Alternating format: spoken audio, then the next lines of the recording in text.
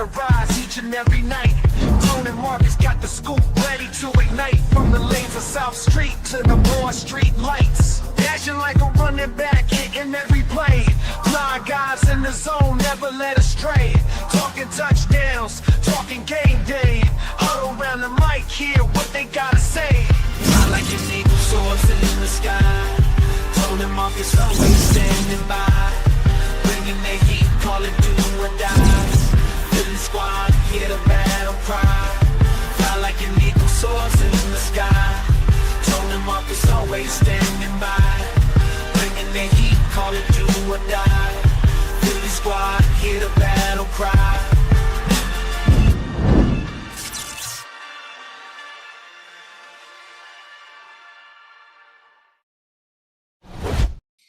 Let's go, let's go, let's go. Week 2, we are in Yes, the building. sir. Yes, sir. good, Yes, Tony? sir. Man, I feel great, man. Another day to watch some football. You know, Yes, sir. I couldn't wait to get to today's show because obviously there are a lot of fun games to talk about. But obviously the game of the week, in my opinion, is Eagles versus Chiefs. Excuse me, the Super Bowl rematch. And you know, I always struggle saying Super Bowl rematch because this game ultimately, you don't gain necessarily any trophy for this or Nah. any sort of badge of honor. It's, you know, it's another game on the schedule. And I think the Eagles have been treating it as such. But, you know, I don't want to get too ahead of myself, man. You guys are tuned into the Bald Eagles podcast featuring Marcus Thomas of Pro Fan Talk, a.k.a. Coach Marcus. Make sure you guys are subscribed and locked in on Pro Fan Talk, one of the best, giving you guys coverage on not only the NFL and the Philadelphia Eagles, but giving you guys great coverage on the WNBA as well. And make sure you guys lock in with your boy, Tone DeShields II, yours truly from Chalk It Up Sports, where no matter if we win or if we lose, we just got to charge it to the game. We're always grateful for you guys being in the building. It means a lot to us. It goes a long way. So make sure you guys stay active. Y'all know the vibes. Y'all know the energy. Y'all know where our baldies be. You feel what I'm saying? So let's get into it, man. Marcus, first and foremost, how you feeling, my guy? I'm good, man. Had a good week of study, and watching some things. We were talking before we went live that I see some warts on Kansas City's line. Now, what we didn't really get into was the Eagles' offensive line did not have a great game last week. Specifically, Landon Dickerson and Jordan Mailata and Lane Johnson was just average. Yes. So that is something that we need to get better at real quick, because I don't know what the situation with Landon Dickerson is going to be, but I kind of get a feeling that that back is going to be bothering him throughout the year, some way, shape, or form. Right. It's going to be one of those things where it's good until it isn't. So, but we cannot have Landon Dickerson and Jordan Mailata playing like trash. That we can't have. Somebody got to pick up the slack. So we got some issues that we got to deal with. Obviously, the whole situation with Adoree Jackson. Once again, I got to throw my hands in the air, and this is like, hey, Vic, this is what you say it's going to be. This is what it's going to be. So Vic is giving him another shot, and he got another shot to redeem himself and just play well. We ain't asking him to. We don't need 3 interceptions in the game. We just need him to play competent football. It would be nice, though. That's it. That'd definitely be nice. But do your job, make the plays that you can play, or make the plays that you can make, you know, and keep everything contained and do what you're supposed to do. So we'll see what's going to happen, because if I'm Kansas City, I'm going at him every time. I'm going at Adoree Jackson. It should be no secret until he shows me that he can, you know, stop the passes coming his way. Right. I would attack him, shift the formations, put people in motion, and I would go at his spot every play. Run it till they stop it. Yeah. You said something key, right? Earlier on when you mentioned Landon Dickerson and Jordan Mailata, right? You know, they got dinged up in that Cowboys game. Landon Dickerson in particular with the back. And now Mailata was never officially listed on the injury report. Right. I think he probably just got his bell rung a little bit. But Landon, he was dealing with the back.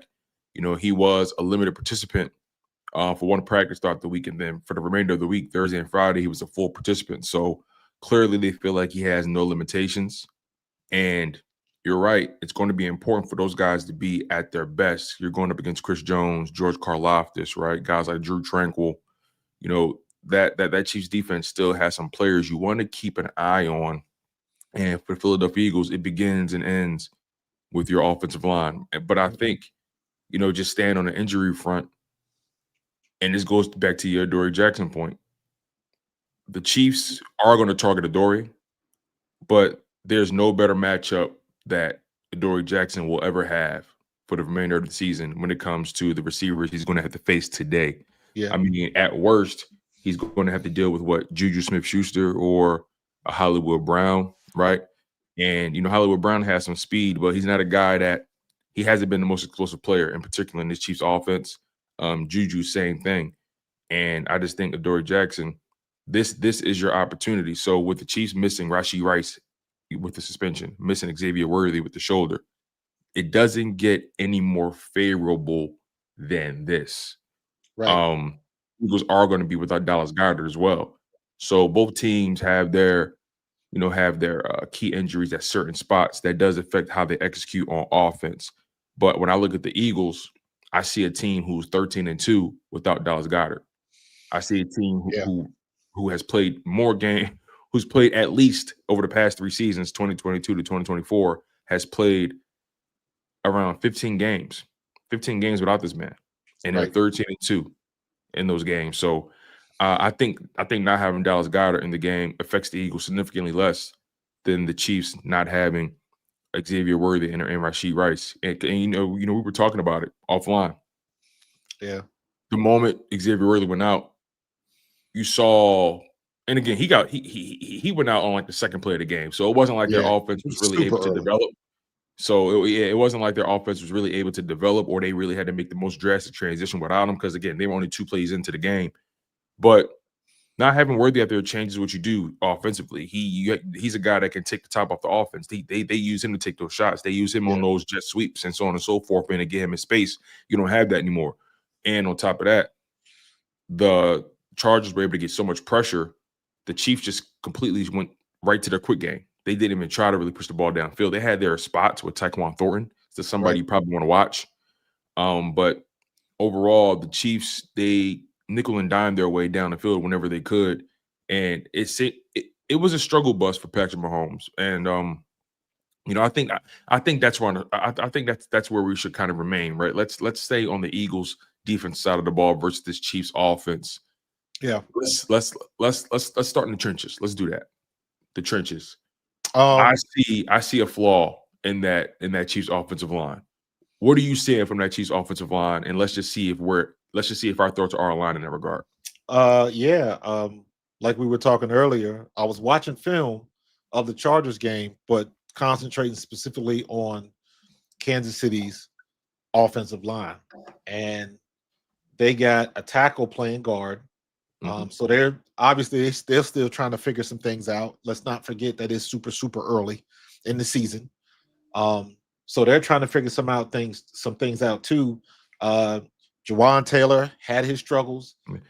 Kingsley, what's As a his name? reminder, they no Suamataia. longer have Joe Tooney as well. They no longer Yeah. have Joe Tooney's in Chicago, I think, right? Joe So Tooney and Caliendo was out of there. yeah, So those were Joe Tooney wasn't a weak link. He was playing out of position. yeah. But yeah, so they're out of there. So you got guys coming in. Jawan Taylor, who got his big payday, was making big time mistakes last week, and they cost him. So, and then this guy Kingsley Suamataia, he was giving up some pressures. So overall, I still think we have the advantage with our defensive line over their offensive line. And like we were saying, Patrick Mahomes is going to have to get rid of the ball awfully quick. So let's see if the defense can capitalize on that, because right now we have the advantage at linebacker. At the linebacker spot, we got 2 of the most athletic linebackers in the league with Zach Bond and Jihad.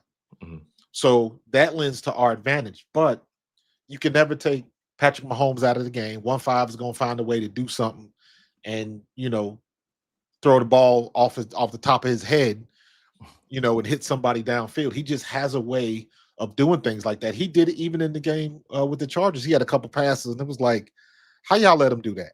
Then you got to think about it. Like, we didn't let him do anything. So you got to get him to the ground. He still is who he is. He still is who he is. And don't ever forget it. But I think our wild card today, and I am really, really interested to see what Zadarius Smith does. So let's go there, because there's a rookie on that offensive line with the Chiefs, Josh Simmons, at left tackle. Yeah. And between Josh Simmons and Jawan Taylor, they accounted for 6 penalties last week. Jawan Taylor had 4 as the veteran, which is strange. Very strange. Josh Simmons had 2. Josh Simmons' penalties were 2 false starts, and Jawan Taylor's were 2 holdings and 2 false starts. Now, timing is a thing that gets better as the season progresses, right? False starts is very fixable. I don't think that's necessarily indicative of a bad player, but it speaks to a lack of discipline, and it speaks to an eagerness. And it also speaks to, in particular with Jawan Taylor, him trying to get off that line early, because I think he's overcompensating for like a knee or an ankle issue that he's been kind of working his way through. It's not significant, but from what I've read, he's not 100%. And again, a rookie at left tackle, and I saw the Chargers getting pressure at the left guard spot. I just think when you think about adding Zadarius Smith to a young, fast pass rush that includes Nolan Smith, Jalix Hunt coming off, Josh Uche, who led the league in pass rush win rate last week, didn't get home, but was getting a lot of pressure. And then you got to throw Jalen Carter back into the mix, who got suspended last week or ejected, however you want to look at it, whatever floats your boat. He did not play last week for his obvious antic, and he's coming back with a vengeance. He's a guy that's highly motivated. I've heard things all week about him just being ultra focused. Everyone's gonna be ticked off. Exactly.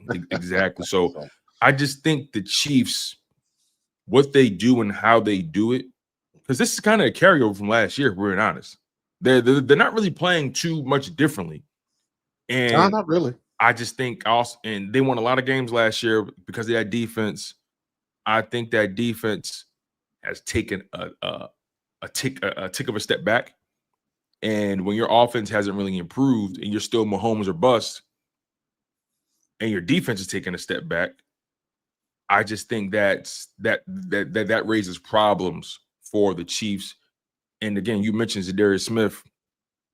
I'm super excited about what this guy's going to bring. I even read that they gave Zadarius Smith BG's old locker. They want him to come in and be that veteran leader. Yeah.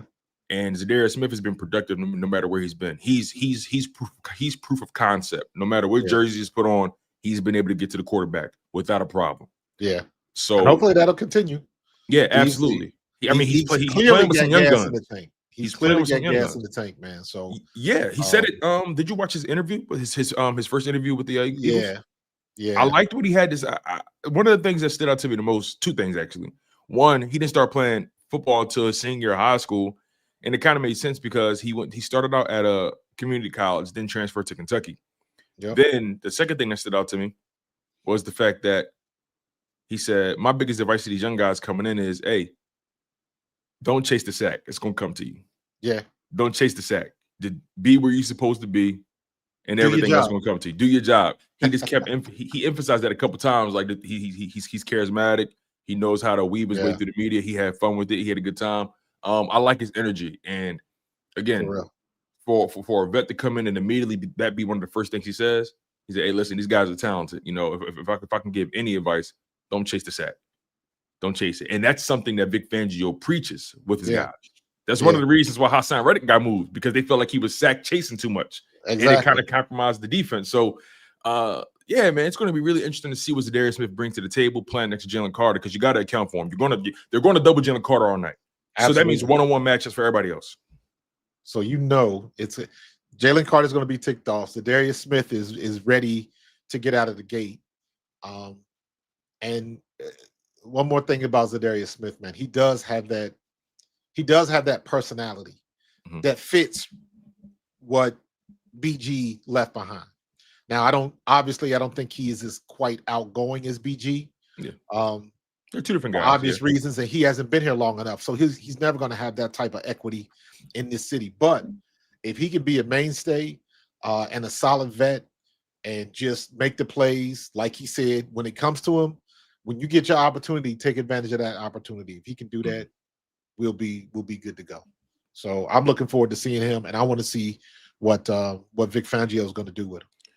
Yeah, for sure. In his interview, he mentioned how, when practice first started, he said, he started to get his legs under. He had to get his legs under him. He said they ain't really tell me to do nothing specific. They just wanted to, get me moving. He said, but once team activity started, everything was under control, physically. That's a very underrated phrase that we use when we in the mix. I don't have my legs yet. I don't think people understand what that means.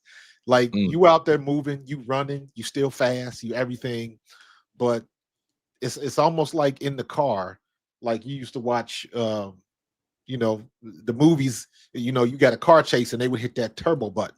That nitro, and then it would and when you don't have your legs, you can still move, you can still pursue, you do everything you used to do.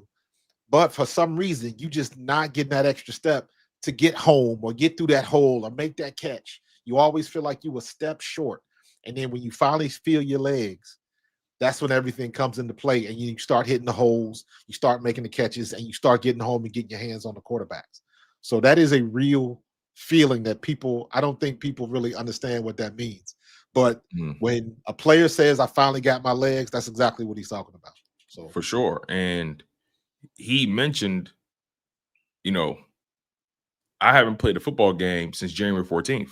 Yeah. Detroit in the playoffs. Like he hasn't, and that's just a fact. And when he said that, I was like, damn, that has been a while. Because, he was in Detroit, obviously, and they made it to the playoffs. I'm like, damn, you're right. He hasn't played a game in a while. But, he's very he's very self-aware.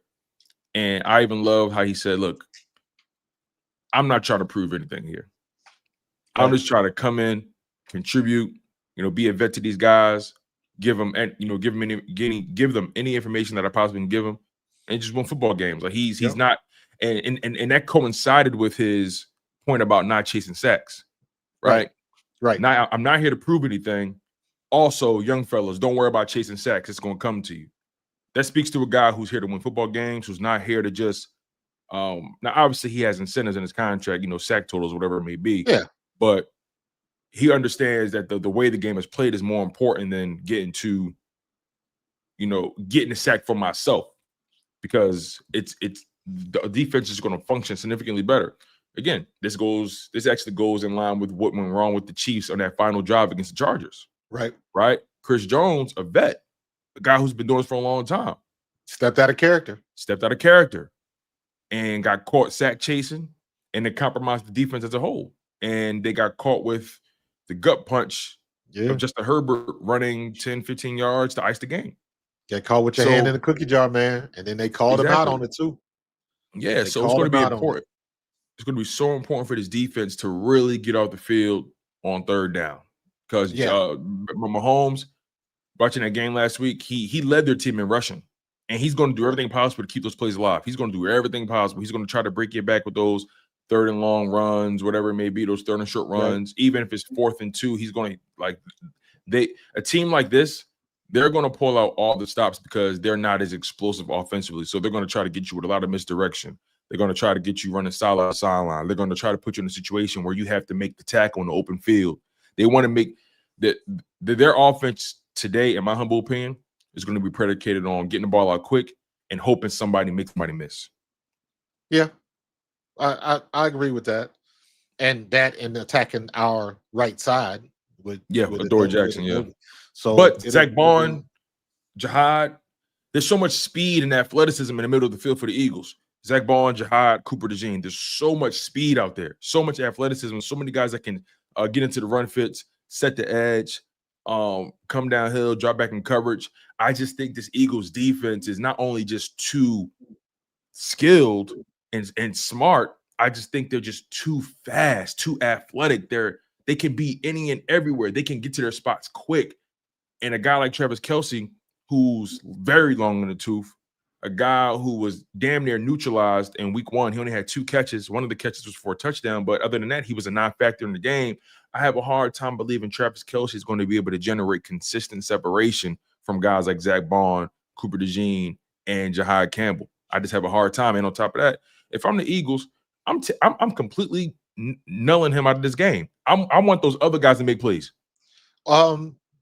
Here's the here's the pushback with that. Okay. You are 100% correct.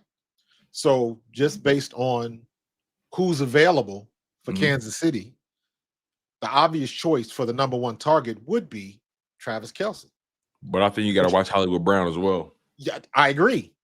But if you go and prepare for the Chiefs, you're not preparing for Hollywood Brown. You're trying to stop Mahomes. And Kelce. Yes, right. Correct. So Kelce becomes the ultimate decoy.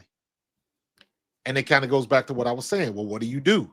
Well, you put it, depending on how the Eagles play, if they playing in zone, if they playing in match, whatever they're going to do, you put Travis Kelce in a situation where he's tying up those linebackers in the middle. So you can get Hollywood Brown on Adoree Jackson. Forget everybody else. Who else we looking at? Marquise Brown. So you got Hollywood Brown, Juju Smith-Schuster, and Thornton. Yeah, so they're missing Worthy. They're missing Jalen Royals. They're missing but I'm looking at the people that are available. So Quinyon, Coop, they can take Thornton and Smith-Schuster. But I guess my point is, don't be surprised if Kelce becomes the decoy so they can get to Adoree Jackson. Because it all is based on obviously what defense we're playing, and number 2, how are the Chiefs going to line up? Who's going to be the one that moves around like Xavier Worthy used to? Who's going to be that dude? I think that's Hollywood Brown. I agree. Out of all those guys, he has the best speed, and if I'm the Chiefs, I'm going to find a way to isolate Hollywood Brown on Adoree Jackson and force Adoree's old ass to run. That's exactly what I'm talking about. Yeah, that's exactly what I'm talking about. So, Andy Reid ain't stupid. He saw the tape. Everybody saw the tape. So I'm expecting teams to go after Adoree until he shows that he can stop it. Yeah, and they'd be crazy not to. I definitely agree with that. I think another part of this Chiefs offense that needs attention is this lack of a run game. Yeah. Pacheco hasn't really been the same since, I think he had a knee injury or something like that at one point. He really hasn't been the same since then.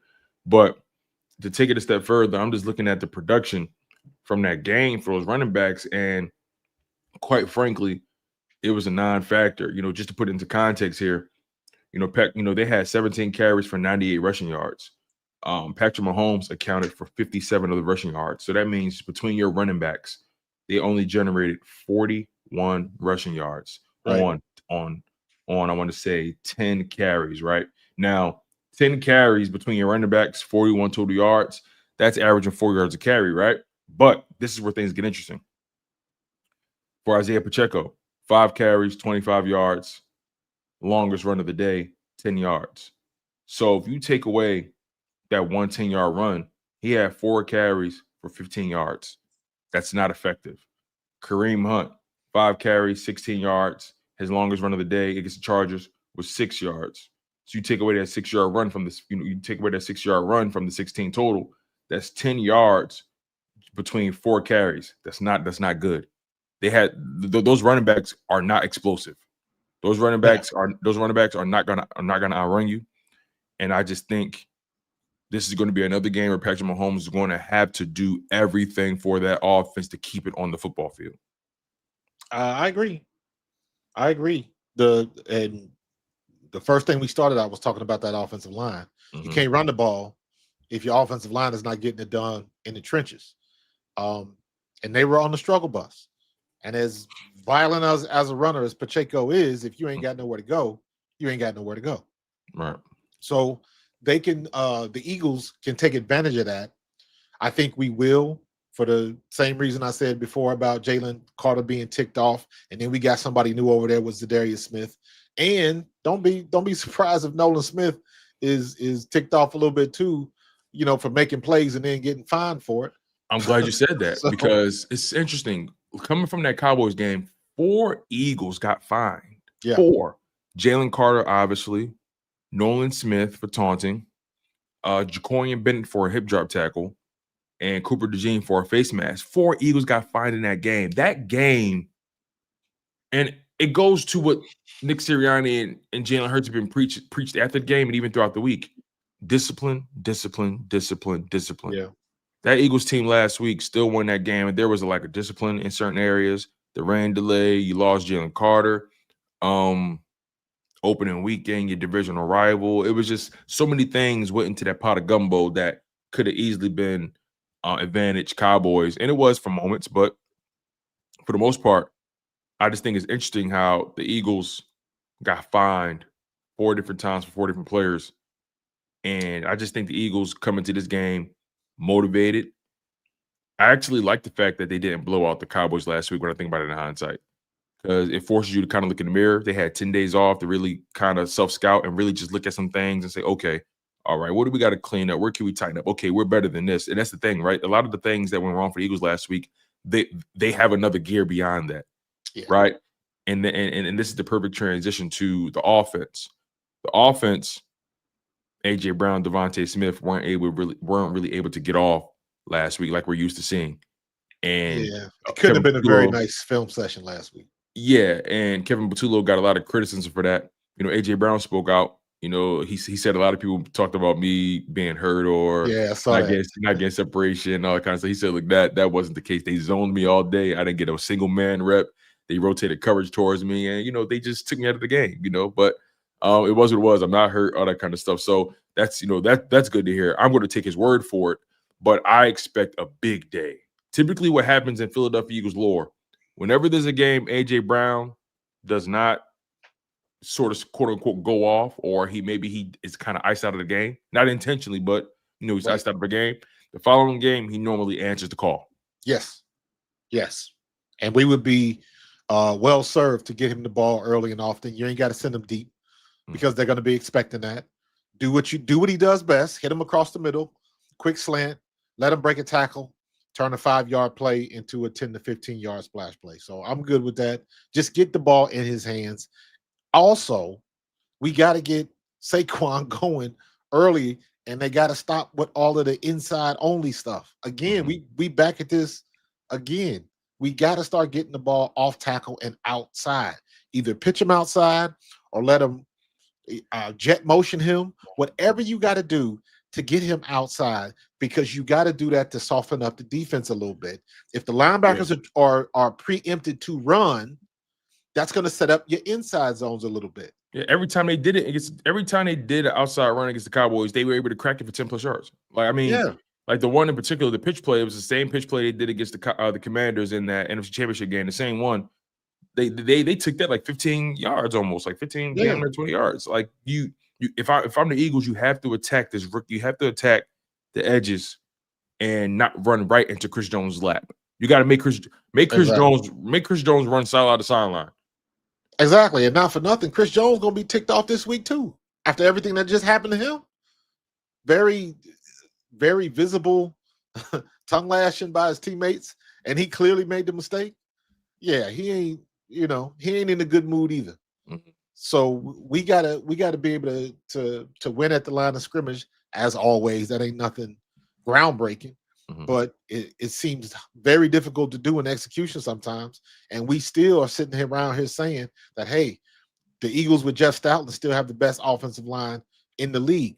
Okay, we got to prove that. And last week we did not.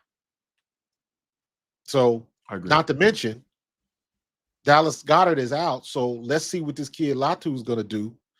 Our tight ends still are average at best blockers. Yes. And hopefully that doesn't become problematic the longer the season goes. Yeah. Because we got to be able to get around that edge. Is that a reason why we can't get Saquon outside in some situations? Possibly. Because you need that block on the edge. You got to take care of the edge. His job is to contain. And if you don't get hands on him, you stuck. Well, this goes into what the Chiefs are going to try to do, right? The Chiefs, there's a lot of history here. The Chiefs and the Eagles, have met 4 times prior to this. 2 in the regular season, 2 in the Super Bowl. And all those times, really, the Eagles really haven't been able to really generate the most potent running game. Right. And I give credit to Kansas City for doing what they have to do to take out the Eagles running game and forcing Jalen Hurts to beat him with his arm. But that's the thing, right? It's just one of those situations where thinking about how that Super Bowl went, and obviously it's a different day. These teams are different. I just look at the defense and I say Spags is still Spags. Yeah. And people still have the same approach when it comes to trying to stop the Eagles offense. And they're gonna still continue to choose the lesser of 2 evils, and that is Jalen Hurts dropping back and delivering the ball multiple times a game.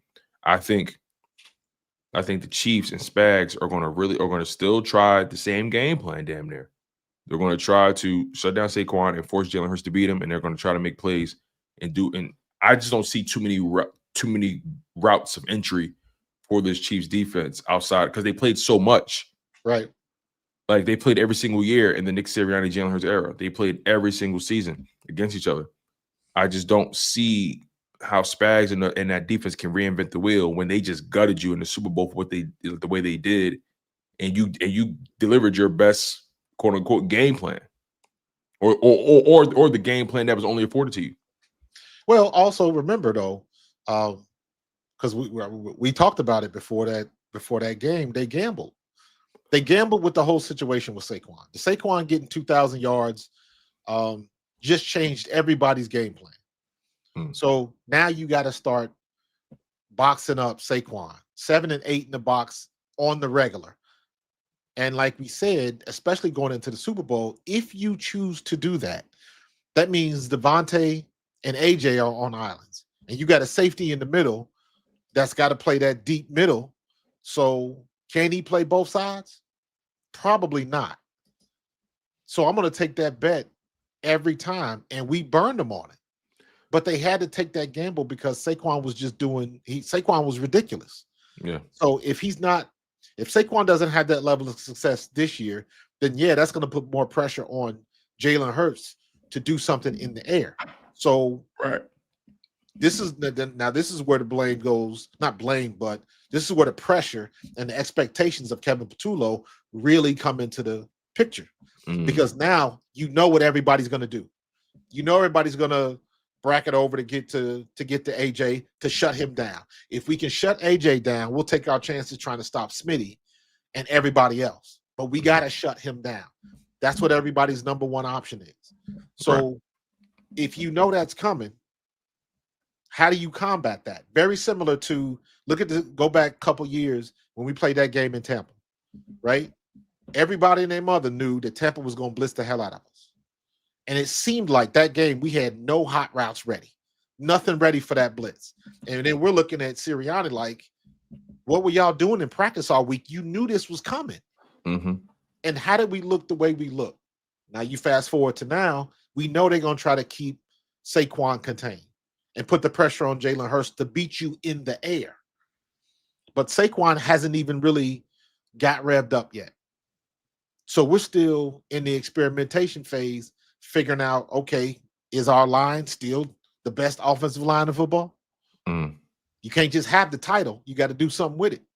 So, again, all of this falls under the umbrella of, hey, let's get to game 4 before we give a real test sample of what we have as the Philadelphia Eagles, because honestly, we don't know. This is preseason game 2 for the starters. Very good point. I think that doesn't get emphasized enough that the Eagles always use these first few games of the season as a preseason game, like you said, right? And I just think I think it's been unfair to criticize Kevin Patullo so early in the game, so early in his tenure as the OC. I think one thing that stood out from that Cowboys game is that even though AJ and Smitty weren't able to get off, clearly there were options for Jalen Hurts to get that ball out of his hands quick to Dallas Goedert, get it to the running backs, hit Dotson deep. I still saw a quarterback that when his first and number 2 option were not at his disposal, was still able to move the ball, was still able to get the ball out of his hands efficiently. When things broke down, he made plays with his legs. He was instinctive. I think what we saw in Jalen Hurts is exactly what's needed under these circumstances. Because remember, when Brian Johnson was OC, he took over. It kind of just seemed like there was a lack of usage of your number 3 and 4 and 5 guys to get that ball out of your hands when AJ and Smitty weren't available. And I just saw a guy in Jalen Hurts that with the new, because they're going to compare those 2 situations with the new OCs. Right. They're going to use that as a benchmark to figure out if Kevin Patullo is good or not, right? And I just think with the way Jalen Hurts played in week 1, just being efficient, effective, not allowing the blitz to rattle him, making things happen with his legs, getting the ball out of his hands, being decisive, trusting Will Shipley, trusting Dallas Goedert, trusting Jahan Dotson, right? I think that bodes well for this offense in the long term if guys like that can continue to be threats and continue to help move the chains, because it's only going to make things easier for A.J. Brown, only going to make things easier for Devontae Smith. Like I said, this Eagles team has another gear. They got another gear offensively. And A.J. Brown and Devontae not going off last week, it's going to bode well for them this week. I really believe that. And also, the A.J. Brown versus Trent McDuffie matchup was undefeated. Trent McDuffie can't, with all due respect to Trent McDuffie, he's a very talented brother, one of the best quarters in the league. Trent McDuffie can't fuck with A.J. Brown. It's been proven on several occasions. He just can't. He's too small. He just can't. He can't. And Smitty has always had a good game against the Chiefs. That's just the reality. Right. That's fair. But again, you got So again, Spags, he's a smart brother. I know Spags is going to do everything possible to get that ball out of Jalen Hurts' hands quick, going to blitz, going to say different things, give him different looks, and the cornerback blitzes, because we saw that last week against the Cowboys when they started sending Trevon Diggs and DeRon Bland. Yeah. In the second half, after the delay, we saw that have a little bit of an effect. We know the Chiefs love doing that with Trent McDuffie. So, and Kevin Patullo's been here. He saw how this thing played out. He's been here for all these matchups. Kevin Patullo has to take that next step going into this week to open up his offense a little bit more.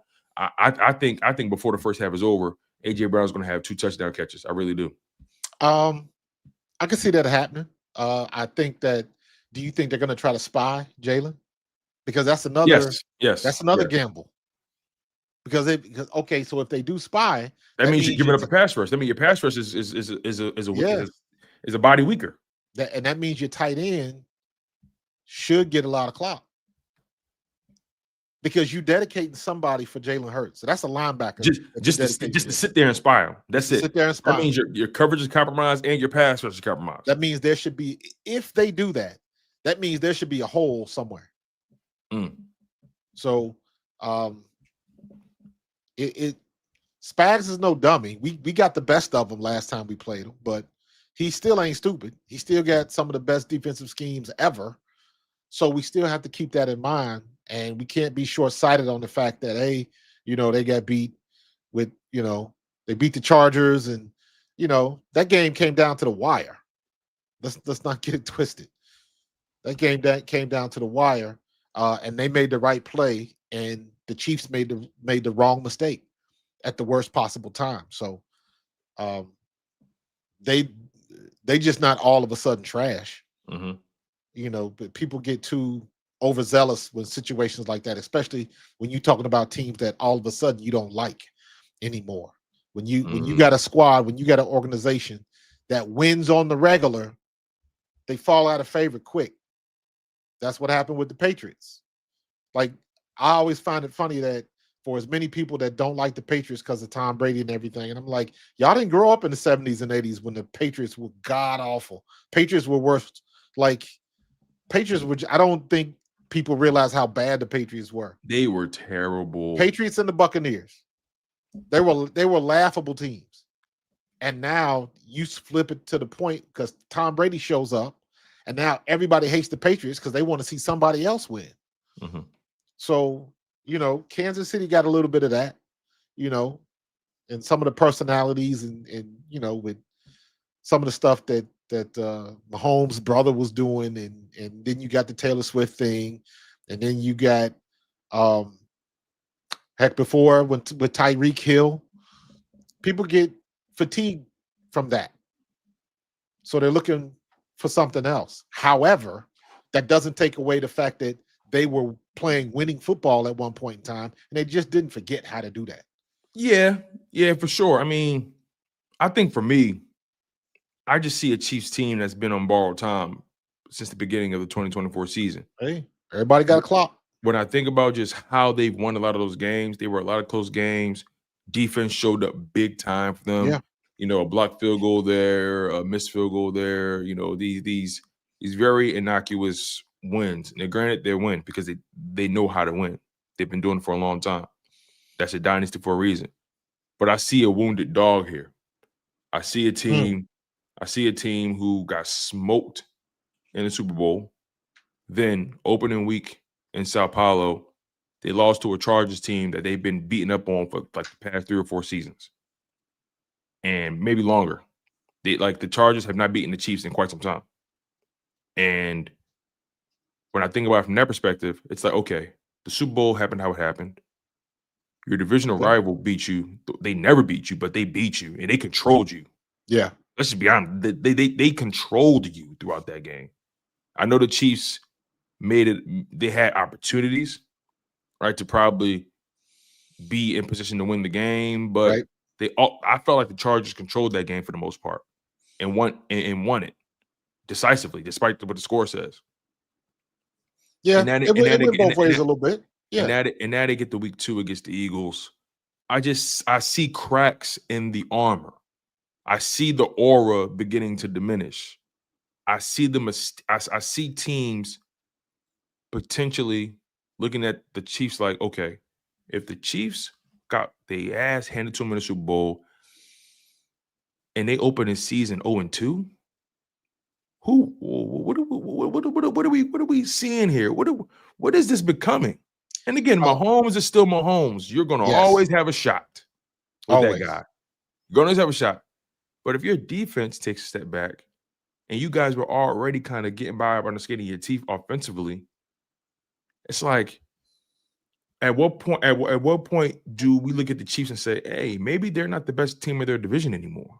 They probably got the best quarterback. They're always going to have the best quarterback. But are they the best team? They might not be. But the same rules apply whether you are the best team or not. All you got to do is, fight, crawl your way to that playoff finish line. Once you get there, everybody's wiped clean, and they brush you off and they stand you up, and then you start again because everybody's in the same spot. Mm-hmm. So as long as 1-5 is back there calling the shots, as far as I'm concerned, Kansas City always has got a shot. So now you can look at history and say, I heard him say this morning, so it's not like I'm pulling this out of my head. When the Chiefs go 0-2, I think it's like what they say is like a 12% chance that team makes the playoffs or something like that. Have they ever started the season 0-2 in the Mahomes era? I don't think so. I don't think they have. I don't think so. But anything can happen. Every situation is different. Every season is different, and the aspect of injuries is ever present. And the wrong injury to the wrong person on the right team could spell devastation. We know what that looks like. So we had a couple scares ourselves. So it's still too early.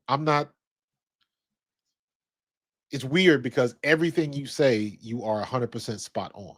Mm-hmm. But it is so early that it is. A lot of these teams and a lot of these situations could do a 180 at any given time before the halfway point of the season. So, I always tend to pump my brakes on it. Leave that thing in the oven for about 2 more weeks. You Leave know, it in the oven for about 2 more weeks, and then when you pull it out, you're gonna press on to make sure it's done on the inside, poke it with yeah. your toothpick. You're Mhm. gonna do all of that stuff, man. And you are week 4, you are really gonna understand what type of team you have, because week 4, you know your pluses and your minuses without a shadow of a doubt. We talking about Adoree Jackson, but Adoree Jackson can go out and have a great game, and then we totally forget about what happened in week 1. That's a Then good we got to point. see it again in week 3, because now it's even. You got a plus and a minus, so they cancel each other out. So now you at even ground. What do you do in week 3 and week 4?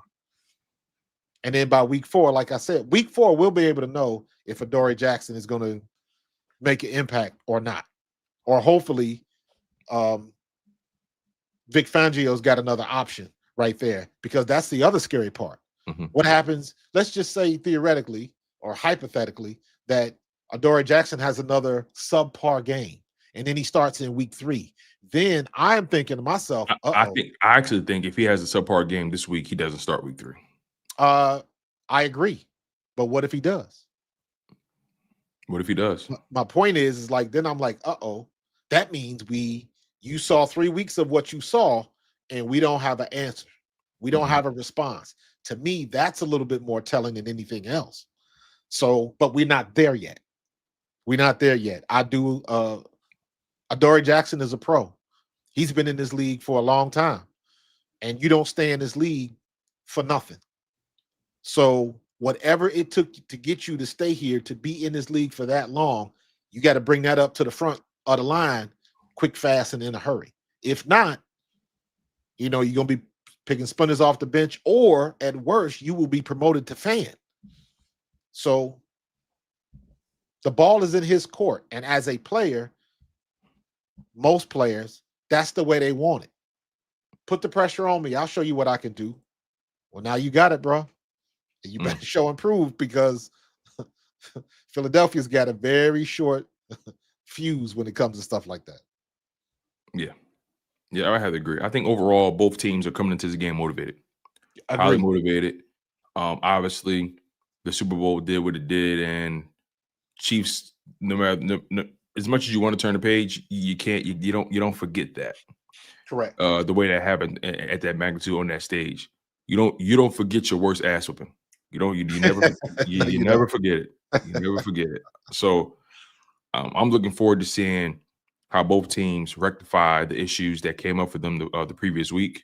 Yeah. And I just think overall, though, for the Chiefs in particular, your best players on both sides of the ball.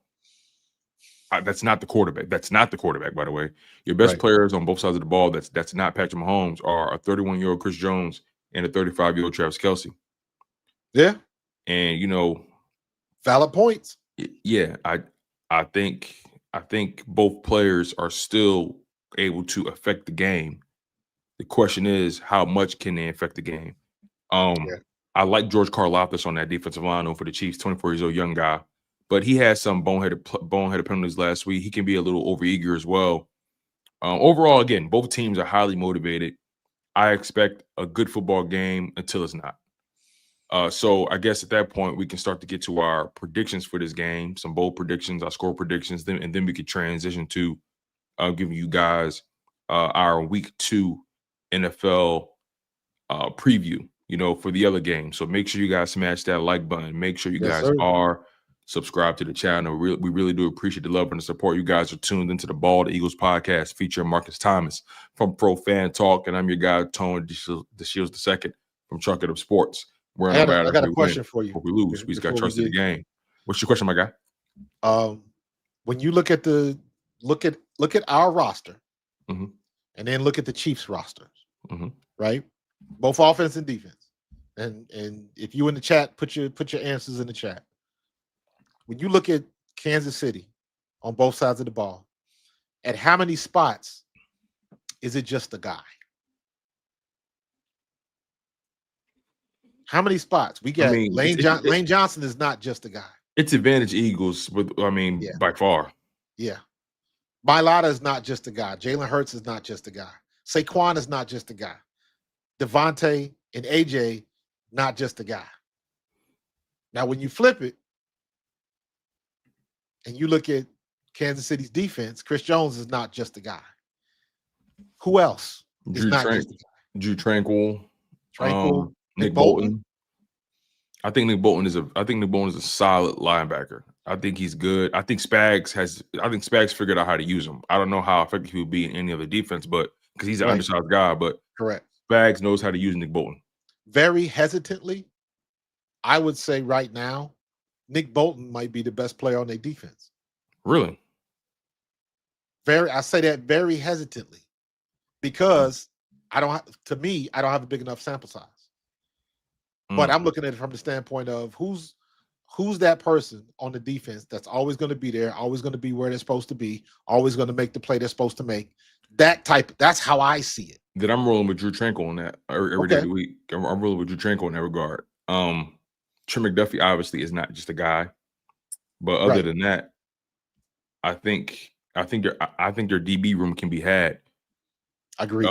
There was the windows that Justin Herbert was throwing at were you could fit a minivan in them. Yes. So they were dicing them up. Yeah. They made Justin Herbert look real good. And I know, and Justin Herbert he's a good quarterback talent wise. You know, I have my own opinions about him outside of that game, but he showed up in that game tremendously. Right. And again, those windows he was throwing to were just gnarly, bro. Yeah. I'm like, yo. And another thing that stood out in that game, they were very susceptible to the play action. The Chiefs? Yeah. And the Chargers don't even have a Saquon Barkley. Or you know, they had Amari Hampton.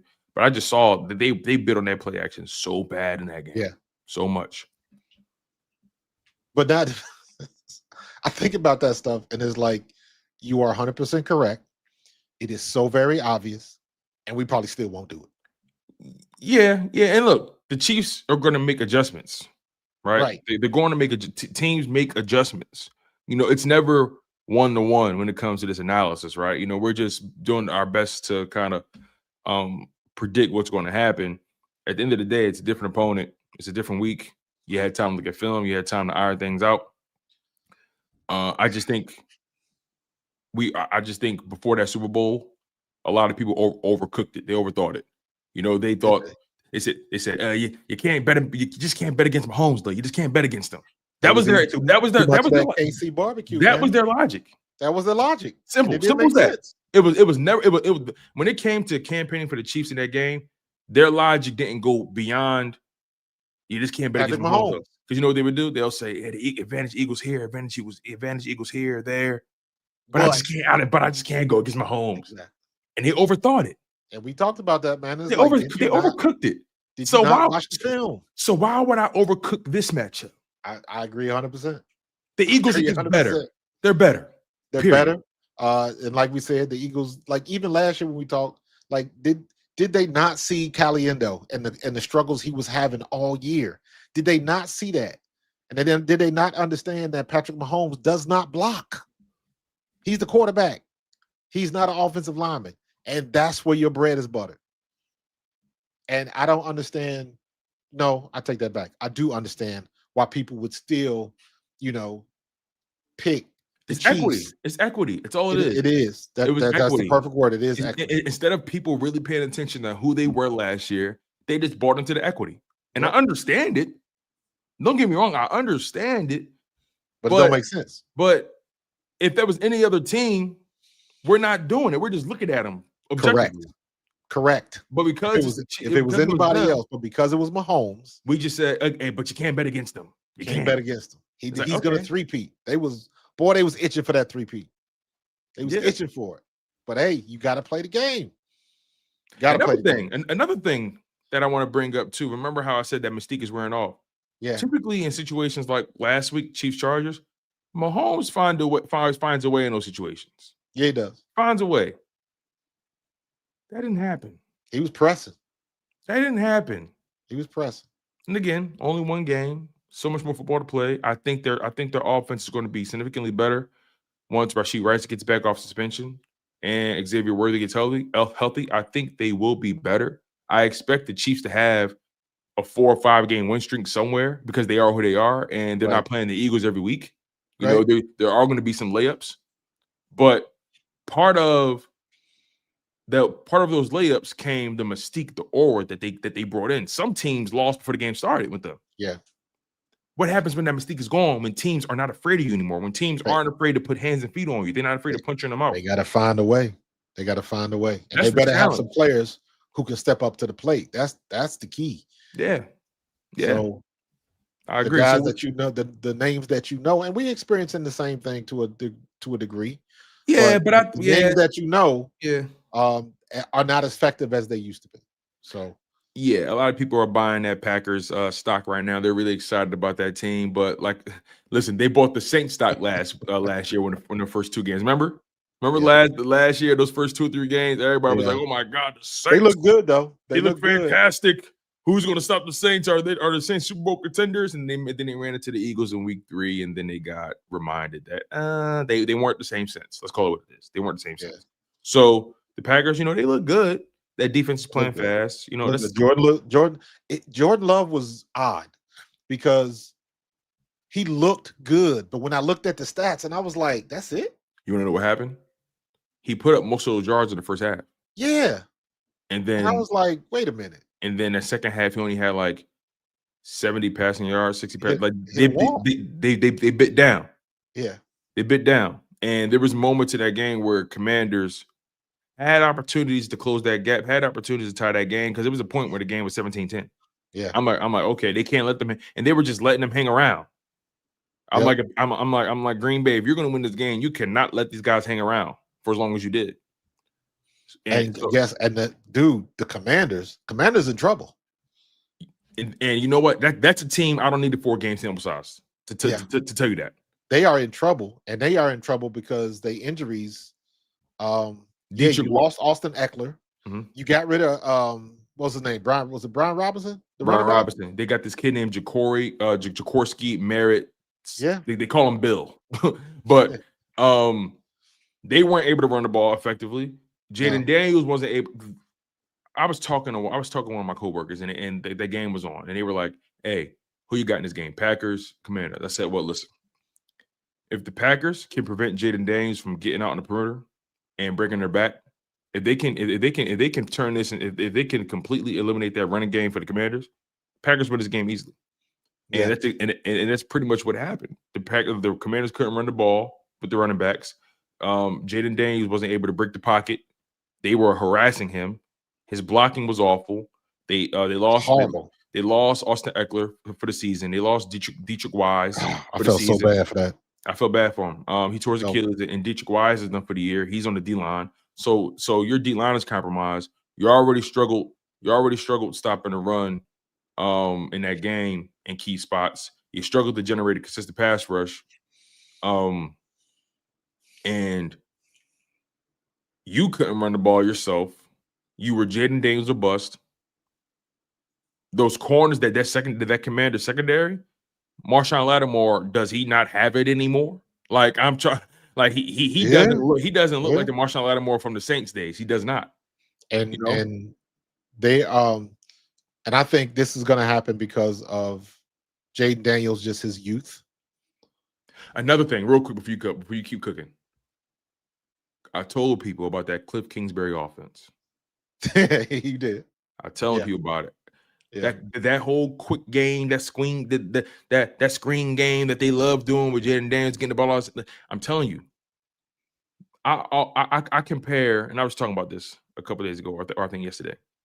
That Cliff Kingsbury offense, it's like the common cold. This is what I mean by that.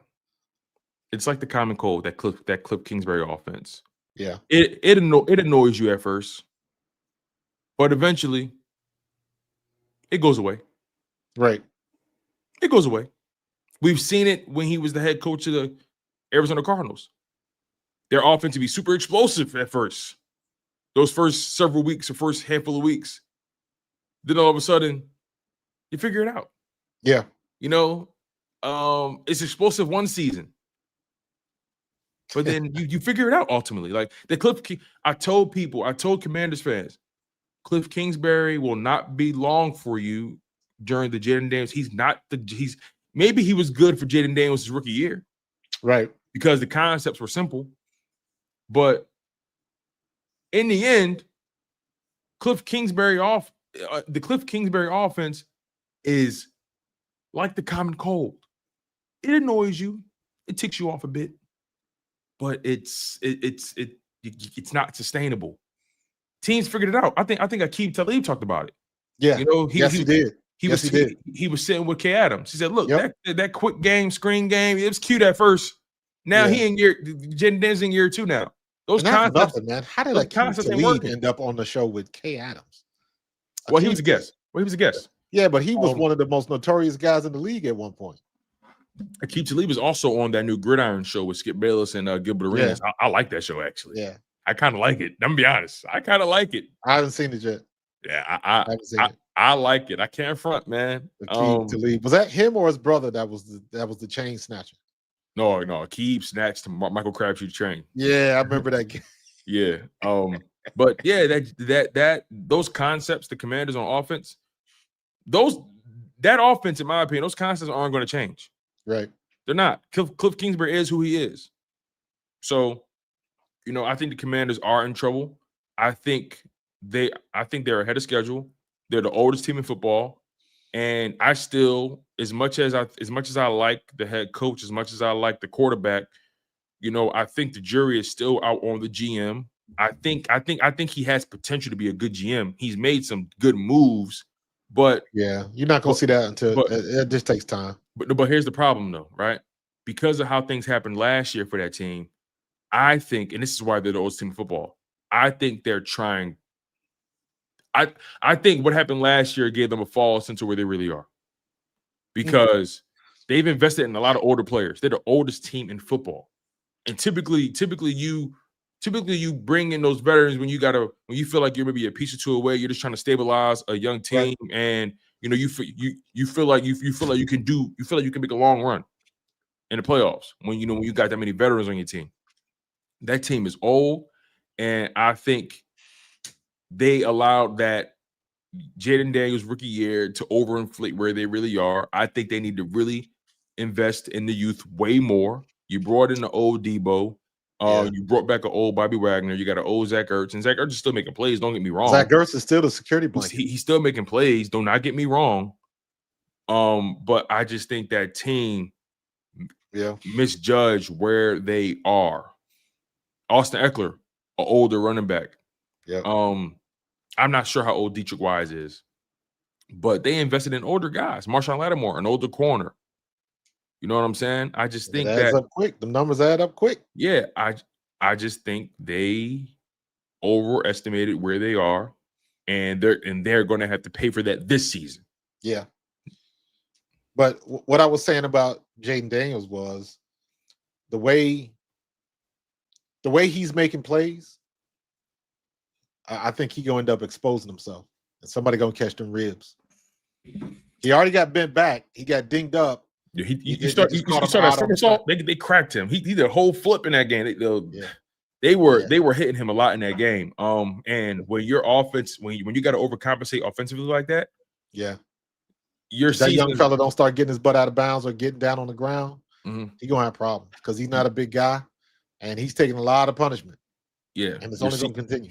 Your season's not going to be long with him having to carry them like that. Nope. Again, no consistent running game with the running backs. They had a good week against the Giants, but the Giants still had to build up equity. So you did what you did against the Giants, okay, but you still struggled to put them away, in my humble opinion. You only beat them 21-6. And the Giants got into the red zone a lot in that game. They just couldn't finish. Yeah. Isn't it funny that the Giants have the same issue that they've had the last 3 years, even before they got rid of Saquon? Offensive line. That's why they don't have no O-line. You got Jackson Dart back there and Russell Wilson running for his life, and you ain't got no offensive line. That's why when I see people trying to quickly jump off the Russell Wilson train, I know Russell Wilson doesn't. His leash is short because you got Jackson Dart in the rafters. I know people are excited to see him, but I can't. It's hard for me to properly evaluate Russell Wilson behind that offensive line. Yeah, I was about to say, and don't put Jackson Dart behind that offensive line. And that's my thing. Their campaign fans are like, put Jackson Dart in. You think Jackson Dart going to improve the offensive line? Be careful what you ask for. Be careful. Y'all might ruin him. Be careful. Get his head blowed up. Exactly. So we'll see. But do you have a score prediction for this Eagles Chiefs game, my man? Like, do you have any bold Bold let's start with bold prediction. Yeah, give me a bold prediction for the offense for the Eagles, and give me a bold prediction for the Eagles defense. My bold prediction is Adoree Jackson is going to have a pick 6. Whoa, I like that's it. about as bold as I can get. For sure. Okay, so that's your defensive. On offense, Adoree Jackson AJ, pick 6 with offense. AJ goes over 100. Interesting. I like it. My bold prediction for the Eagles defense: Jahad Campbell strip sack on Patrick Mahomes. I like that. Jahad Campbell strip sack on Patrick Mahomes. Eagles scoop and score. Ooh, I like that. Now I don't know who's going to scoop it. You know what people don't think about? Jahad Campbell is faster than Micah Parsons. Right. Just pure speed, yeah. Just pure speed for sure. So, yeah, I think Jahad Campbell, my bold prediction for the defense, Jahad Campbell, strip sack, Eagles scoop and score. Now, my bold prediction for the offense. Hold on, pause. Uh-oh, what happened? Oh, never mind. He heard. Trading for Denzel Ward. Yeah, that wouldn't come across the wire today. Nah. My bold prediction for the offense, I say, because I already told you guys I think A.J. Brown's going for 2 touchdowns in the first half, so that's not really that bold. But, okay, I got a bold one. Saquon Barkley goes for 150 against this Chiefs defense. Ooh, I like that. That's bold. Give the love to the running backs. Yeah. Love to my backs. So bold prediction number 1, Jahad Campbell, strip sack, Eagles scoop and score. Bold prediction for the Eagles offense, Saquon Barkley goes for 150. Now, Saquon is still the key, man. No matter how you want to slice it, he's going to always be the key. Any good offense, if you have a good running game, that sets the pace because that opens up your play action. It keeps people honest, keeps the linebackers honest, and technically it opens up the middle of your field because you got to keep those linebackers coming up. So we got to get Saquon going, man. We gotta get him outside. Yeah, Saquon and AJ. I think AJ is gonna have like 3 catches, 2 catches on the first drive. Yeah, they're like, again, the Eagles are. That's what they do. They remember the Panthers game to the Steelers game. Yeah, Steelers game. First play, boom, AJ. So so yeah, we'll see how it goes for sure. What's your score prediction for this game? Eagles Chiefs. And make sure you guys smash that like button, y'all. Smash that like button. Again, we're live on 2 channels. We're live on Pro Fan Talk and we're live on Chalk It Up Sports. Make sure you guys smash that like button. We appreciate the love. We appreciate the support. You guys have truly been phenomenal. Make sure you guys are on the right side of history in this thing, man. Smash that like button. You guys are tuned into the Bald Eagles podcast featuring Coach Markus of Pro Fan Talk, Marcus Thomas, that is, and your guy, Tone DeShields II from Chalk It Up Sports, where no matter if we win or if we lose, we just got to charge it to the game. All right, Marcus, what is your score prediction for Eagles versus Chiefs? I think I agree with Al or AJ rather. 27-17 Birds. 27-17 Birds? Yep. Okay. I have the Eagles winning this game 31-20. I hope you are correct. 31-20. So you and I basically have a 10 game, a 2-possession win for the Eagles. 2-possession win, yes. 2-possession win. I think the Eagles win 31-21. Again, I'm not going to overcook this game. I know Mahomes is who he is, but I'm not going to overcook this like they tried to do in the Super Bowl. Right. Leading up to that Super Bowl, they were all like, "Oh, but it's Mahomes, but Mahomes." Listen, I'm not overcooking this. The Eagles are better, top to bottom. Period. The Eagles are winning 31-21. Simple as that. Yeah, man. I'm with you. Let's get that offensive line. Eagles offensive line. You have got to play better than you did last week. Yeah, I agree 100%. So.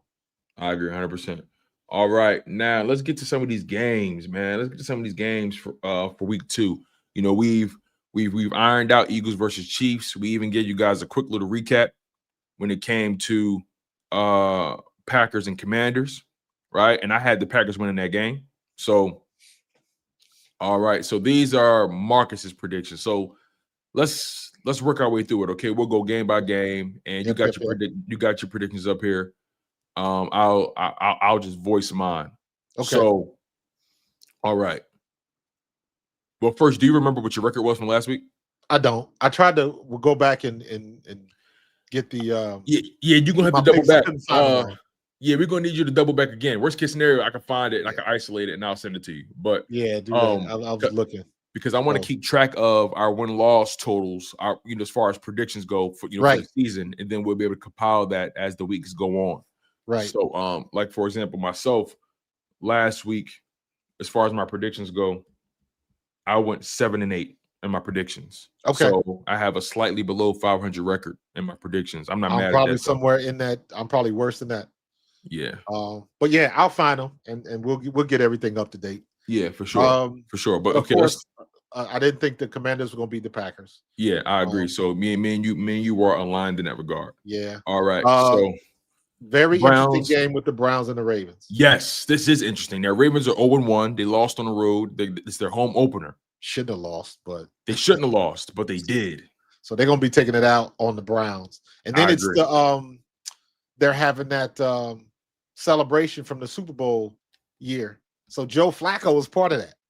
So that's a weird. That's funny. And hey, Joe Flacco had a good game last week. The Browns would have beat Cincinnati if it wasn't for the damn kicker. That's true. So, but I don't see the Browns beating the Ravens, and Derrick Henry is going to be he's going to be on something. Yeah, I just don't think fumble that ball. Yeah, I just don't think the Browns can outlast them. No, I don't think the Browns have enough answers to generate consistent offense. The Ravens are just going to put up too many points, and the Browns. But you know what though? It is a divisional game. It's a divisional game, and the Ravens defense isn't great either. Good point. Very good point. So this will be a game that really tests. I still think the Ravens will win. Yeah, but this is going to test Joe Flacco. Yes. I also have the Bengals. I'm sorry. I also have the Ravens winning that game. Okay. I have the Ravens winning that game. Let's go to Jags at Bengals. All right. This is an interesting game to me. The Jags were able to run the ball very well last week, granted against the Panthers, but Travis Etienne looks healthy. But I'm still rolling with the Bengals in this game. I got the Bengals winning this game for sure. Yeah, I'm giving a biased pick. I'm picking my hometown, even though I think the Jags could probably take this game because Joey Burrow, I don't know what the hell he was on last week. He was on the struggle bus. Yeah, I just think it's a get right week for the Bengals. You're going up against the Jags team that, again, Travis Etienne. If Travis Etienne is running the ball like that, then we got a different ball game here. Right. So we got a different ball game here, but I'm still rolling Bengals. Yep. Stay with the Bengals, and then the Giants and the Cowboys. I got the Cowboys winning that. I would like the Giants to win this game, but that ain't happening. Here's Dallas. That part, right? You're in Dallas, but also I think if Dak plays how he did last week, I just think the Giants won't be able to, from a secondary perspective, they're secondary. I just don't think they'll be able to hang with CD and George Pickens. I love the Giants. I love the Giants defensive line with Abdul Carter, Thibodeau, Brian Burns, Dexter Lawrence. They're going to get that Cowboys offensive line is going to, this game is going to be won and lost in the trenches. If the Giants can consistently abuse Dak Prescott, then they have a chance. But this goes back to the Giants offense. Can y'all take advantage of your defense doing a good job? Because in week one against the Commanders, that Giants defense gave that offense so many opportunities. Yeah, they did. So many opportunities. And the Giants were able to get in the red zone, but they just couldn't score. So I don't know if I trust the Giants offense right now enough to have them win a game on the road in Dallas. So I'm rolling with the Cowboys in that game. I think the Cowboys beat the Giants. Now, Rams at Titans. I got the Rams winning that game. Yep, I got the Rams. I thought the Rams were going to have trouble last week, and they did not. They should have, though. Showed up and showed out. They should have had trouble, and they didn't. They didn't. But I think that's more so. I'm gonna be honest with you. I think that Rams win last week is more so bad Texans than good Rams. I would agree. However, I thought Matthew Stafford was going to have trouble with that back issue. Never knew it existed. If they never told you what it was, you never know. And I think that continues this week. He still is who he is. He's talented. He knows what to do out there. He's a professional. And plus, the Titans can't catch. Yo. Cam Ward was putting that ball in so many places, and they were letting him down. God. Yo, they would have showed his dad one more time. I was like, please, Pop, stay off social media as much as you can, bro. Yo, that's gonna be the challenge. Yo, I ain't gonna lie, I can see the challenge in that though. When you a dad and you just you see it, I can see the challenge in that because if I got a son and he's doing, I see him putting the ball there and guys dropping it. Take my phone. You remember? Take my phone. You remember OBJ in Cleveland? Yeah, when his dad was making up film study and posting it online. He was like, "Let me show you when my son was open, and they just didn't throw him the ball." Yeah, man, it's crazy. He was calling them out on film. But yeah, I got the Rams in that game. I just think the Rams they just got too much. They just got too much going on for the Titans. The Titans are a rebuilding team, rookie quarterback. Granted, they're home, but I just don't think the Titans have enough to beat the Rams. So we'll see how that goes. But nonetheless, I got the Rams like you in that game. I got the Rams beating the Titans on the road. Now let's transition to Bears at Lions. Me and you differ in this regard. I got the Bears winning this game, actually. Caleb Williams has not shown me that he can beat a team yet. He's too skittish. He's too skittish back there. I'm gonna be honest. I think people are being way too hard on Caleb for week one. I really think so. I watched that game a couple times. I understand why you would say that, but he did the same thing last year. So, and what I'm saying is, I think he looked better in that game than he did last year. He had opportunities to throw the ball, get the ball to open guys, and didn't.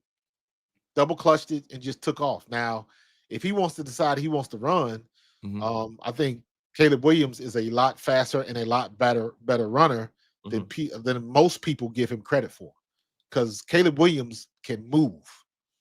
I would even argue he's faster than Jalen. No, he can move for sure. He could definitely move. But overall, he looked good in the first half, not so much in the second half. Yeah, that game was bookended by two strong drives, but there were some moments in between, right? But again, I think that Bears defense is better than what people think. That Bears defense was without their starting corner last week. I think Jalen Johnson plays today. I think. Yeah. I got to double check that though. Bears are coming off a home loss. I think the Bears are trying to get right. I am not sold on the Lions whatsoever. Before the season started, I was out on them. I'm not sold on the Lions either. But I think losing Ben Johnson and losing Aaron Glenn. Dan Campbell ain't losing to the Bears.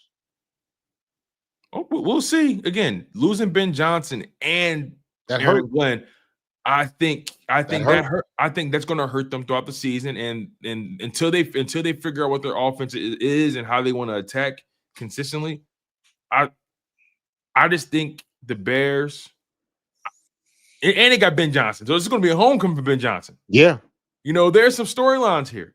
Yeah, you're right. But right. I'm still picking the Lions. I'm rolling with the Bears in this game. Yeah, I got the Bears win this game on the road. I got the Bears and the Dolphins. All right, Pats and Dolphins. I'm gonna be honest. Dolphins are imploding. I'm rolling with the Patriots in this game. They are a hot mess, and it is so funny. I'm rolling with the Patriots. Mike McDaniel has completely lost that team, lost that locker room. They don't respect him as a man. They don't respect him at all. They just see him as a fucking pencil pusher. He's a nerd, and he can't. He has no presence. He has no presence at all. He's just a smart guy. Maybe he can be your offensive coordinator, but he has no. He's there's nothing presidential. There's nothing Kingsley or just head coach about him. How did he get that job, man? Because he was on Kyle Shanahan's offense. He was his coordinator, or I think he was his coordinator. I can't remember, but he was on that. He's part of that Kyle Shanahan tree. He's a smart guy, And they just, he got that job strictly because he was a smart dude, and they felt like he was one of the young hot shots coming up. And don't get me wrong, that Dolphins offense was exciting at first, but then eventually the paint started to peel off the walls, and we Did, decided did we go did ahead. we forget? Did we forget that he got caught vaping on the sideline? Did we just forget that? That's hilarious, bro. He's such a loser, dude. Anyway, I wouldn't call him a loser, man, but like I I mean, look at it nah, I like mean, he's a this. very rich man. He's not a loser, but He's a super smart dude, but you can't tell me that there were other people in line for that job that would have had a lot more experience than him. they had somebody in That, the building that was respected, regardless of what people say. Brian Flores, yes. he was respected no matter what. But So ownership you mean to wanted, tell me that Eric Bieniemy wouldn't have done a better job? I don't know. I don't know. But It's again, funny how people get these opportunities, man. I'm That's rolling. all I'm saying. I'm rolling with the Patriots in this game. Yes. It's probably going to be a three. It's probably going to be a one possession win, but I'm rolling with the Patriots. I just think the Right. Dolphins, they just have no identity, and they're just imploding slowly but surely. 49ers at Saints. No Brock Purdy, no Juwan Jennings, no George Kittle. I'm rolling with the Saints in this game. I'm going with the Saints. Spencer Rattler gets his first win. Yeah. That Niners team, they got, I don't care nobody say. They were fortunate last week. They shouldn't have beat the Seahawks last week. No. They shouldn't have beat them, but they did I somehow. agree. So you got to give them credit. But no Brock Purdy, no Juwan Jennings, no George Kittle. He's on IR, I think. Yeah. You're cooked. I'm rolling with the Saints in this game. Mac Jones is your quarterback. Yeah, I'm rolling with the I'm rolling with the Saints. I got the Saints winning that game. All right. Bills at Jets. This is my upset of the week. Ooh. I got the Jets winning this game at home. I'm not mad at that. The Jets I got the Bills winning, but I'm not mad at that because the Jets defense is for real. Yeah. And that Bills defense, suspect. Very suspect. And the way my man Justin Fields played last week with those weapons and making things happen in and outside the pocket, they put up I haven't seen the Jets put up that many points like that in a minute. Their offense just looked good and their defense looked good. They pushed the Steelers to the brink. I like the Jets in this game at home. I think the Bills, I love Josh Allen. I think he's talented, but at some point, Superman runs into Lex Luthor with the kryptonite. It's only but so many times that cape won't work. It's only but so many times. But it's not gonna happen in week 2. I'm rolling with the Jets. This is my upset of the week, man. Upset of the week. Okay. Yep. Jets beat Bills. You got Bills. So I can't wait to revisit it. It's going to be a good game, though. Yeah. But this is my upset of the week. Jets beat Bills. Seahawks at Steelers. I got the Steelers winning that game. I got the Steelers too. Rodgers is getting a little bit more comfortable. Understands what he's got. Mm-hmm. So yeah, I'm pulling the Steelers at home. Yeah. Now, granted, that Steelers defense, you got to keep the points off the board. Y'all talented. You got to keep points off the board. But I'm not a Sam Darnold fan whatsoever. I don't believe in him at all. I think Sam Darnold is one of the greatest tricks pulled over the past 365 days. I think Sam Darnold is more so what we saw in weeks 17, 18, and the wild card round more so than what we saw in weeks 1 through 16 in 2024. Yeah, you get what you get. You should have found a way to get to Shador. Stop playing. Yeah, I'm not rolling with the Seahawks at all as long as they're led by Sam Darnold. I'm rolling with the Steelers in this game. We already talked about Eagles Chiefs. Eagles win that game. Let's transition to Panthers at Cardinals. I'm concerned about Bryce Young personally, and I think the Cardinals win this game. Yo, what happened to him? Was he crashing out on the sideline? I saw that, but I didn't really look into it. I didn't see what happened. I thought the camera caught Bryce Young just like crashing out on the sideline. I can't remember if he was banging his helmet or what he was doing something. Yeah. People kind of look at him like, is he okay? You might want to go check. Slammed his helmet on the sideline. Check on the young fellow over there. They were this down. game gonna They play were down. tricks on you. They were down 20-3 in the third quarter with 9:45 left. The head coach gave him the old pat on the head and the shoulder pad. He turned around and then he slammed his helmet on the sideline. Oh my God. Yeah, man. And they got a new coach in Dave Canales. He's supposed to be a smart guy as well. We'll see if he can turn that team around, but I don't think it's going to be this week. I think the Listen, Cardinals win man, that there's a game. lot of smart guys in the NFL that are not winners. Because you want to know why? People love getting wrapped up in the scheme and the glitz and the glam and the flash. And look at this guy. Look at these schematics. All the nerds love. Look at these concepts. You got to have players. Can this motherfucker lead men? Just Do they believe players. him when he speaks? Seriously, can he make you believe? Like, and I think that's what Nick Sirianni doesn't get enough credit for. Nick Sirianni is a people guy. He understands the pulse of this team. Nick Sirianni knows how to appeal to these players, right? Now, granted, he played in college. He didn't play in the NFL level. He was a wide receiver at Mount Union, but he played the game. Yeah, he played the game on the college level. And I just think that they get so caught up in these boy wonders, they need to be trying to find their Alfreds. They get so caught up in these smart dudes. They need to find men that can be followed. This goes for Mike McDaniels as well. He's talented, he's smart, and no disrespect, but he's not a man. He's not the man these guys can follow. I feel how I feel about the Lions, but Dan Campbell, that's a man. Nick Sirianni, that's a man. Robert Saleh, I don't care what happened with the Jets. That's a man right there. Yeah, he got dicked at the Jets. That was Aaron Rodgers' fault. Sean McVay, he's smart as hell, but Sean McVay didn't start lifting weights for nothing. When he got that job, he wasn't as cut as he is now. Right. Sean McVay is not tall, he's not domineering, but you know what he started doing? He started lifting weights. He got buff. That's a man. He's smart as hell, but that's a man. Clark Kent turned to Superman real quick. That's a man right there. So, nonetheless, I got Cardinals beating Panthers. It is what it is. Now in Arizona. This is another game where we differ. Yeah. I got the Colts winning this game. I got the Colts winning this game. They're at home. I like that Colts defense. And I don't know. Daniel Jones looks a little all right behind that Colts offensive line. Yeah, just imagine what you can get with a good offensive line. Game. I think Sean Payton and Bo Nix have kind of figured something out. They have. I like them together, by the way. And I think the Broncos are gonna win this game. Don't get me wrong. I like the Broncos. I like Bo Nix. I like what they built. Their defense is talented as hell. Nick Bonito on that side of the ball. They're good. Yeah, they're good. But there was a little bit of a struggle bus against the Titans. A little bit. They beat them still. Let me make sure what that score was. Let me double check here real quick. Yeah. Week 1. Let's see here. What was that score? Yeah, Denver beat Tennessee 20-12. I expected more from Denver last week. Now, granted, maybe I'm sure they're going to clean some things up, but I like that Colts defense. Right. And again, I mentioned Daniel Jones behind that line. That offense looked pretty potent. They got Jonathan Taylor back there running the ball. I'm rolling with the Colts. I'm rolling with the home team. Colts beat Broncos.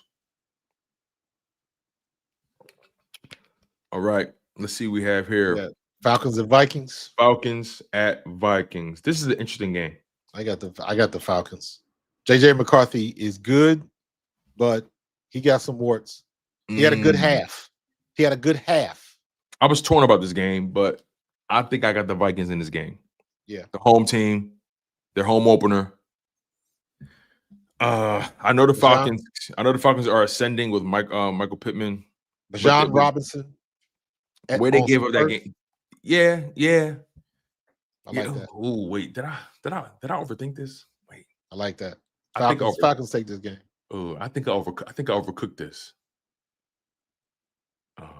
Let me stick with my pick. I'm rolling with the Vikings in this game. Okay. I'm gonna stick with my pick. I'm going to have the courage of my convictions. I'm going to roll with the Vikings. They're going to test that young boy at quarterback. They are. They are. You gonna They get are. what you get. Do not get it twisted. They are. Oof. I'm a little nervous about that pick now. But I'm gonna roll with it though. Vikings beat Falcons. You got Falcons though. Gotta All roll. right. All right, let's Then see. Bucks at Texans and the Chargers at at Texans. Raiders. Monday night. Yeah. I hate the two games on Monday night too. I'm rolling with the Texans in this game. I think the Texans got to get right. They're at home. I think the Buccaneers got by the skin of their teeth against the Falcons. Granted, it was a divisional game. I like the Texans in this game. I think Texans get right. I'm sticking with the Bucks. I think Baker Mayfield is playing well, and they have no reason to stop. So it does. Texans are formidable at home, but for some reason, I'm thinking the Bucks gonna take this. Okay. All right. Last game. And then Chargers at Raiders. I'm taking the Chargers in this game. Yeah, Justin Herbert keeps the momentum going. Yeah, I'm taking the Chargers in this game. Plain and simple. Not even going to overreact to this. Not even going to overcook it. It is going to be. I do think though, Geno Smith, he always makes it interesting. Yes, he does. Got to call it how I see that. He makes it interesting. I am curious to see how Ashton Genty does. But I just think the Chargers in the long run, they're going to be too much. Yeah, I agree. And they're just going to outlast them. They're just going to wear on them. I think Amari and Hampton outplays Ashton Genty in this game, though. Both of those guys are rookies. I think Amari and Hampton outplays him in that game. Depends on how they use Genty. Of course. And look, they don't play each other, right? They're on the same side of the ball. Right. But I like Amari and Hampton. I like the way he runs. So I'm rolling with the Chargers in that game. Okay. All right, you guys, that's pretty much our show, man. I mean, we gave you guys our week 2 picks. We gave you guys pretty much the rundown as it comes to Eagles versus Chiefs, broke down the injury report, broke down both sides of the ball for both teams, gave you guys our bold predictions. Broke down everything. Yeah, real quick, let's revisit our bold predictions and score predictions for Eagles versus Chiefs. Yeah, and we got one super chat. Yes, we do. Where we are? Where are we? Who are student Dr. Shaq? Shout out to you. He says, "Who's going to be the score maker for us, AJ or Saquon?" Both. Well, I said AJ is going to have 2 touchdowns in this game, so I think Saquon's going to lead the game with at least one, especially if he has 150 yards rushing, like I think he will. So I think it's going to be both. Yeah, for sure. Thank you for the super chat, Doc. Now let's revisit our bold predictions for you. Your bold predictions were what again? What my bold predictions? Adoree Jackson with a pick 6, and offense was AJ over 100. Okay, my bold predictions were Jahad Campbell strip sack. That's right. Eagles scoop and score, and Saquon Barkley rushes for over 150 yards in this game. So that's the bold predictions. Now, that's the bold predictions. Now, for our score predictions, your score prediction was 27-17. 27-17. Okay. Mine, 31-20. Eagles. So, there we go. Appreciate y'all. Yes, sir. Smash that like button. Y'all know the vibes. Y'all know the energy. Y'all know where our baldies be. You feel what I'm saying? We appreciate the love. We appreciate the support. You guys have been fantastic as always. As always, man. Any final words before we get out of here, Marcus? Nah, let's just continue to go forward. We got to look better on offense, and I really want to see what Kevin Patullo can open up from the playbook. So we're in good shape. Still early, and everybody pump the brakes a little bit. Have reserved enthusiasm, and we're going to see what we're going to see. So, and it's straight like that. You guys have been tuned in to the Bald Eagles podcast featuring Marcus Thomas of Pro Fan Talk. And I'm your guy, Tone DeShields II from Chalk It Up Sports, where no matter if we win or if we lose, we just got to charge it to the game. Marcus, play that song, big dog. Go Birds.